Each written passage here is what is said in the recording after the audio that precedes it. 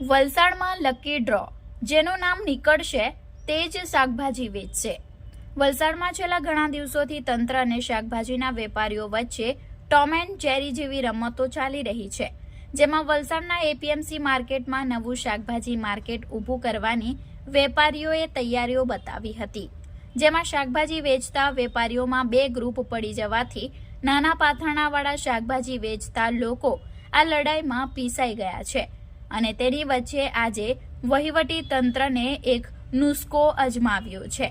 જેમાં વલસાડ નગરપાલિકાના ચોપડે આજથી 36 વર્ષ પહેલા નોંધાયેલા નામો ધરાવતા પાથરણાવાળાઓ માટે એપીએમસી માર્કેટમાં લકી ડ્રોની સિસ્ટમથી જગ્યા ફાળવવાની શરૂઆત કરી હતી, પરંતુ આ આયોજન પહેલા જેમના નામ ચોપડે નોંધાયા છે તેમને આ બાબતની જાણ સુદ્ધા વહીવટી તંત્ર દ્વારા કરવામાં આવી ન હતી, જેને લઈ મોટી સંખ્યામાં પાથરણાવાળા ગેરહાજર રહ્યા હતા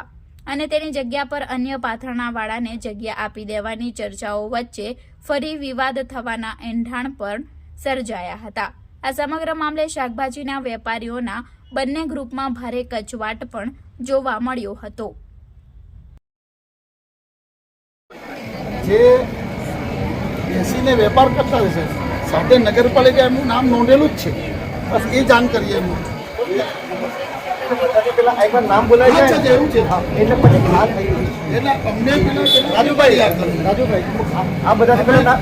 પેલા સાંભળી લો મને, આ બધાથી પેલા નામ બોલાઈ જાય બરાબર, તેના પછી જગ્યા જે ખાલી રહે ને તેના માટે પછી એ પ્રમાણે વિચારણા કરીએ છીએ બરાબર। બાકી આમાં પછી બધો કિયોસ થઈ જાય કે આની જગ્યા પર મંજુબેન શશિકાઈ હવે સંભળાય છે। હવે જે આપણે હંગામી વ્યવસ્થા શરૂ કરી છે એપીએમસી માર્કેટમાં, તો એમાં અમે બે પાર્ટ પાડ્યા છે કે તમે જ્યાં ઉભેલા છે એ ચોતરા પર બહેનો માટે સ્પેસિફિકલી રિઝર્વ રાખ્યું છે, એના માટે અમે લારી માટે ફાળવેલી છે અને લારી માટે ફાળવીએ છીએ, પછી એ લારી મૂકવી છે કે પછી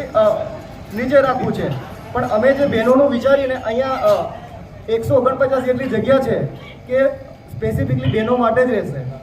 હવે જે આપણે વહેંચણી કરવાની છે તો નગરપાલિકાએ જે તે સમયે 384 જેટલા ભાઈઓ બહેનોને ચોતરા માટે જગ્યા આપવામાં આવેલી હતી, 1988માં આપેલી હતી અને એ લિસ્ટ અમારા પર છે।